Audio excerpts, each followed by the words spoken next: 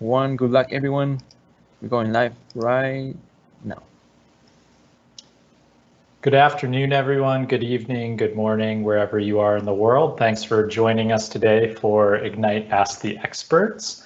My name is Wes Lander. I'm joined by a bunch of colleagues from Microsoft and some of our MVPs, and we're here to answer a bunch of questions. I'm going to be working with my colleague Pete primarily to get things kicked off, and we'll kind of jump right into the content after I do a little bit of housekeeping.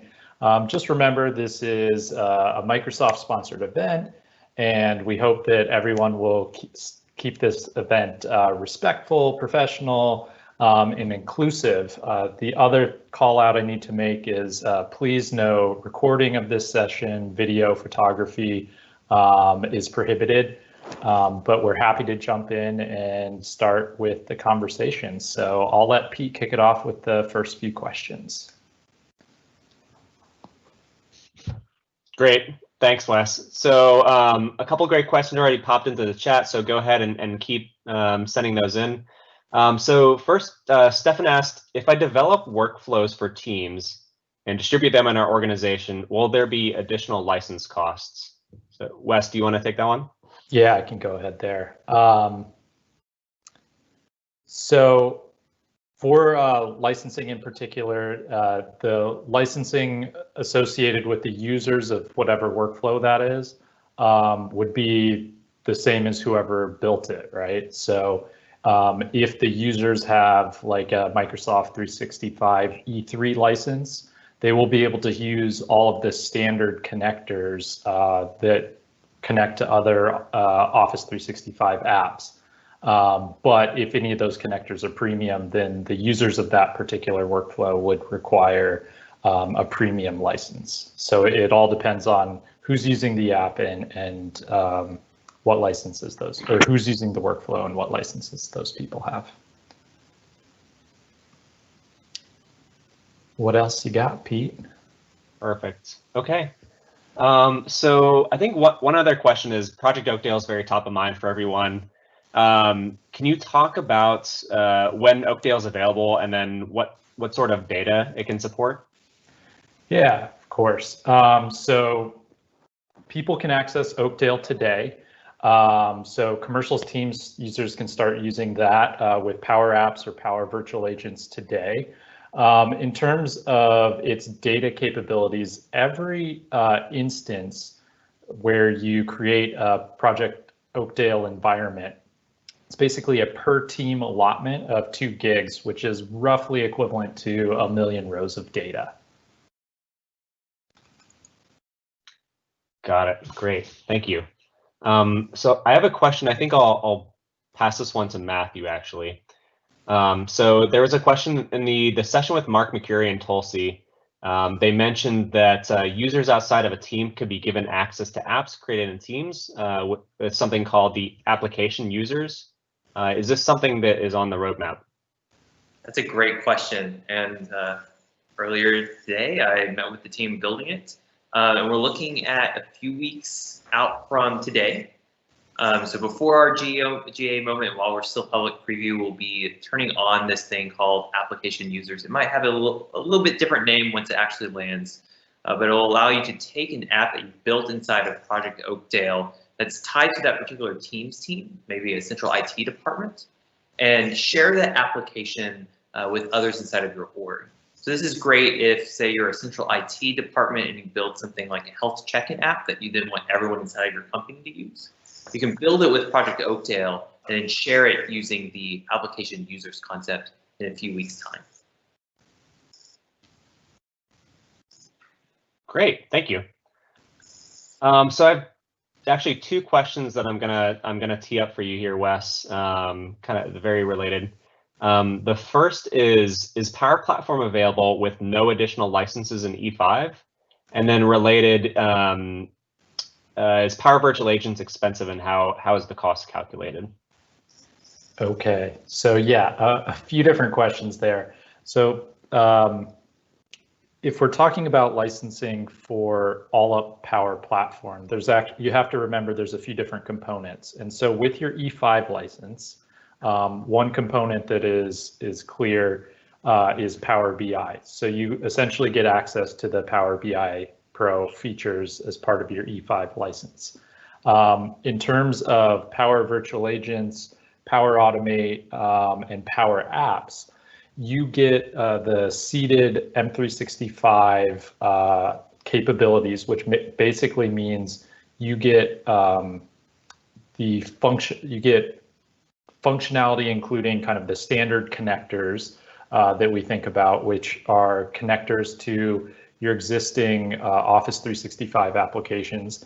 Now we are also releasing, obviously, the Oakdale capabilities, which give you access to the new kind of in-app maker experience, as well as some of the common data service functionality built in. You also now will get some of the Power Virtual Agents functionality as part of that license. What was the other? Oh, what Power Virtual Agents licensing?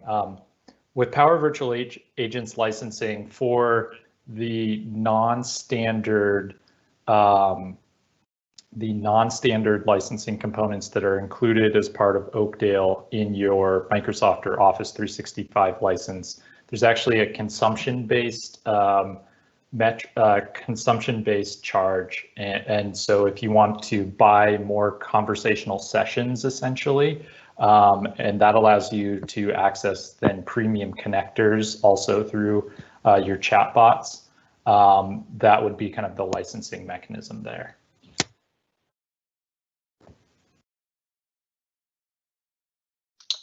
Got it. Great. Thank you. Let me see. So I think I'll actually kind of open this up to anyone, but Efesa would be interested to hear your thoughts on this one. So this is from Flo, and she said, Flo asks, I see the benefit of having an app in Teams, but what's the benefit of building it there? Yeah, sure, I can take that one.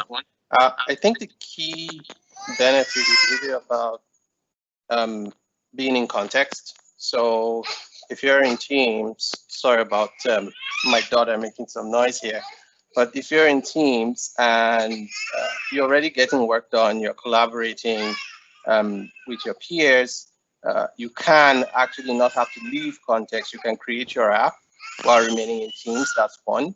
The other important one is the fact that we've done some work to make it really easy to get those apps that you build into your different parts of your Teams canvas, be it a channel where you're collaborating or as a personal app for yourself. You can just get all of that done really easily, getting the app into the Teams store. You can do that as well. So those are some of the reasons why you might want to just remain in Teams, build your app, and use it there. Awesome. Thank you. And I'm surprised that my children are not also crying. But okay, so I have a question for I'll actually pose this to Matthew. Having these new apps over Teams with Project Oakdale, does it affect the performance of the apps? No. So the apps themselves, it's all using the exact same infrastructure that Power Apps is built on, which is all web-based. So basically, behind the scenes is an iframe that's showing all the content inside of there. One thing we did notice when we started bringing Power Apps into Teams is the way people use apps is different. So in the typical Power Apps land, you might have a tab open and you have that open for the rest of the day, and you're using that app. And so that first initial loading time, you might have like, it's fine if it's a few seconds long. What we realized though is when we brought this stuff into Teams, Feza mentioned that the value is having everything in context, which also means you're switching context a lot, right? So as you go from one Teams channel to another or another team site, you're constantly having to load and unload all of your various applications. So actually what we've been doing on the Power App side is vastly improving the performance of Power Apps so that when we are inside of these embedded, more contextual experiences, it does feel much more snappier as you're switching between these different experiences. Awesome, thank you. Okay, so a few other questions. So when will the new Power Apps and Power Automate apps be available? I don't see them in our tenant yet. I can actually take that one. The new Power Automate app should be available very shortly. Should be seeing it available in your tenants soon. The new Power Apps app actually entered public preview yesterday, actually. And so, without knowing any of the specific details about your tenant, Soren, it's hard to say exactly, but it would be available in public preview. And so would expect to see most, if not all, commercial users actually having access to that already. But if there's more context there, please go ahead and share that. Okay.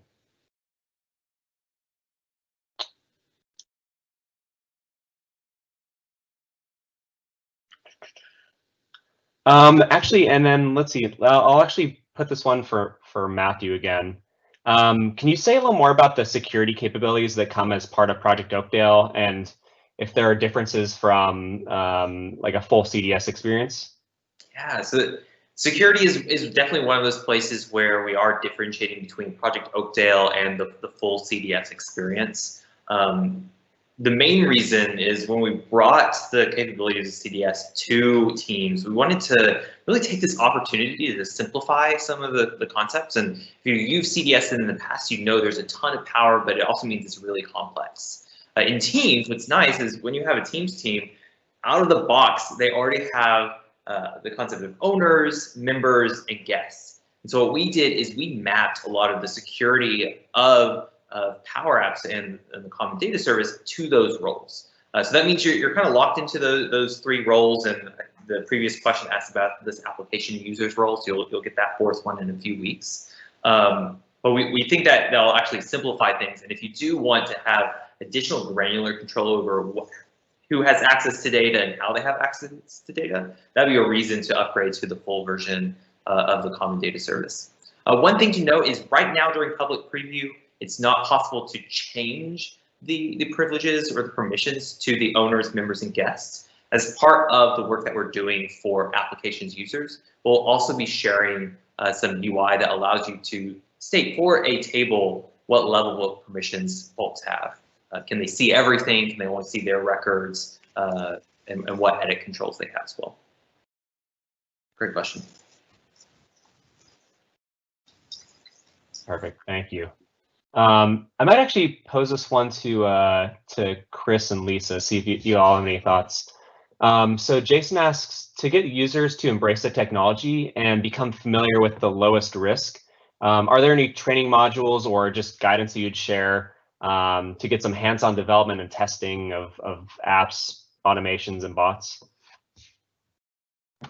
I'm happy to take that one. I do a lot of guidance and training for new users. So yeah, there's a thing called a community plan that you can sign up for. So if you want to actually get hands-on, there's a global program called App in a Day, which allows you to learn about Power Apps, but you can sign up for a community plan, which is basically a single user developer environment that then doesn't affect other things going on in your org, and that's designed exactly for that kind of thing where you can learn and build apps and do things there without there being an impact on production.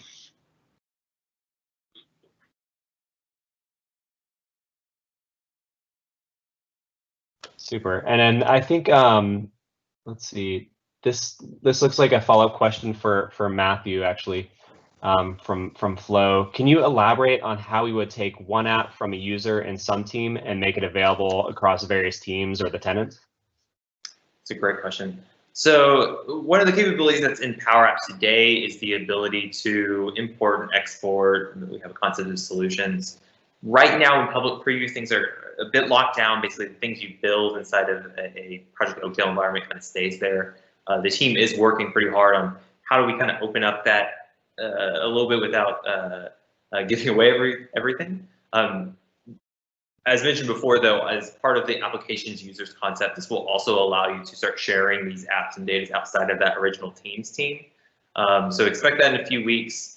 and that'll allow you to build those centrally managed applications, centrally managed to a team effectively, and allow you to take the app and share it to other teams and other parts of your organization. Excellent. All right, Wes, I have a licensing question for you. So Leslie asks, can I develop apps with premium connectors or features without myself having a premium subscription? You technically could. I think then actually being able to test it is where you would run into a problem. Like I'll maybe look to Matthew for confirmation here, but I think it's actually at the point where you're building it and try to connect to data sets and things like that where it'll start to break. So you won't actually be able to build it. You could essentially build the canvas for an app. But if you actually want to connect it to data and actually have it running and functional, that's where you'll run into the issue. So you could, yes, you can build the canvas, but you then couldn't connect the canvas to data. Go ahead, Matthew. Yeah, Lisa shared like the community plan, so you can obviously use that to kind of tinker around and play around with things.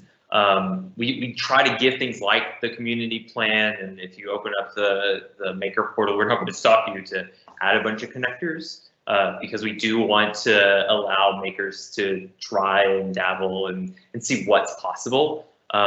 But Wes is right. Once you start publishing the application into those different areas, that's when Power Apps will start prompting you for a trial or recommending you to get a standalone Power Apps license. Great, thank you. Wes, I'll kick this one over to you, and it's I think it's a pretty general question that folks have answered a bit or asked a bit before, but think about Power Virtual Agents. Is it easy to use, and how should be given it to end users, or instead of kind of pushing it through IT? I think it'd be great if you could just talk through some of the ways that the Power Virtual Agents is actually set up already to be very welcoming and inviting to new users who frankly don't have any coding experience. Definitely. So when you first enter Power Virtual Agents, there's actually content already in your first bot experience. So it kind of demonstrates to you how to build up conversational flows and a dialogue within Power Virtual Agents. So it's relatively intuitive. Similar to App in a Day, we have many training modules on Power Virtual Agents. It's relatively intuitive. I think the great thing about Power Virtual Agents in particular is it goes from that end of the spectrum to actually being able to leverage things that you built on Microsoft Bot Framework and bring them in to a PVA bot. So really kind of having that full spectrum is what makes it truly powerful. I think kind of the other element of that question is, well, is this something that I should only have my professionals deploying for enterprise-wide chatbots, or can I let people kind of tinker, or a business user be part of the management process? And that's actually where Power Virtual Agents is really interesting, because traditionally chatbots would have to be updated by kind of a pro dev or IT department led initiative. But if you think about like HR policies and how frequently those might be changing, if you have a user who's comfortable interacting and updating content in the bot, you can actually have those business users who are a little bit closer to whatever changes are needed, making those updates to the chatbot. And we do think it is a relatively intuitive user interface. If you've used Power Automate, very much it's kind of a similar logical flow. And I found it really intuitive when I started building my first bots like six or so months ago. So I'd encourage you to yes, let people go play in the sandbox. It's a safe place to play, but you can also link those to really powerful enterprise grade bots as well. So a great thing to check out. Awesome. Yes, I've had a similar experience with Power Virtual Agents. Don't have any coding experience, but is able to jump in and kind of the sky's the limit with creating some bots. So one thing that I know a lot of folks have seen, you know, as they've jumped into the Power Apps, the new Power Apps app for Teams, is a couple of pre-built solutions that are showing up on that homepage. Matthew, do you think you could talk a little more about what those are and maybe some of the customization options that you have to use as a launching point? Yeah, I sure can. So once you open up the Power Apps app, on the very first screen, there's 3 kind of out-of-the-box applications that we provide. That's employee ideas, inspections, and then issue reporting. So these are apps that were built entirely on top of the platform, and the idea is like, let us show you, without you having to build something yourself, what's possible with something like Project Oakdale. So you can install those whenever you add them to a particular team. We'll add a Project Oakdale environment to that team, and you can start using it. The way they were built is you can actually customize them using some of the included apps, so you don't have to necessarily break into them and start customizing them using the Power Apps Studio on day one.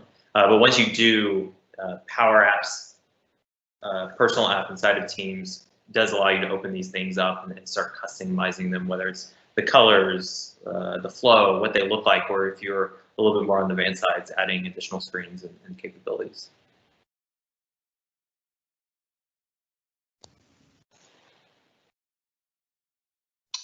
Perfect. Okay. Wes, I think this is an easy one for you. Where there are a lot of recordings and sessions that went on Teams and Power Platform during Ignite. What's the best place for everyone to go find those? Yeah, so you can go to aka.ms/Teams low-code, and I can actually flash up a screen here that will have access to more resources, and we'll make sure that this is up at the end of the session as well. Great, thank you.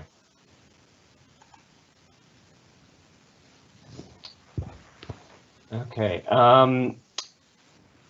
Fessa, if you're able to, actually, I think this might be a question for you. Sam asks, Teams users who have membership in multiple tenants, if a message in one solution is sent to a member from one tenant, would the message be redirected to the user in the other tenant?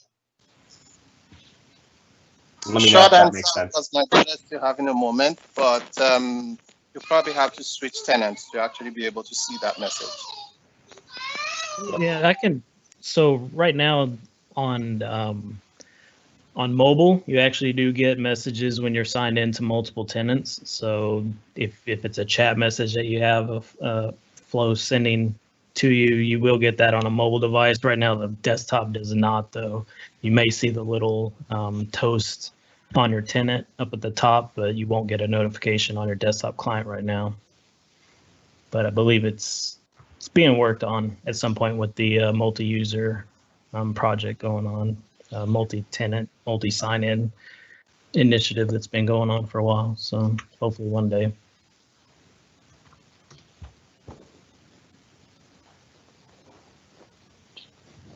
All right. Well, so it looks like those are most of the questions, and we're kind of approaching time here. So, Wes, is there anything that you would leave the attendees with, you know, from this session, or resources you want to point them to in the future? I know you have a page up here, but maybe you could just kind of talk a little more about what we have here. Yeah, so there are a number of other sessions that I would encourage you to attend. There's kind of some additional sessions that go into a bit more detail. You'll get to see Pete really dive into actually building some low-code tools with Teams and Power Platform.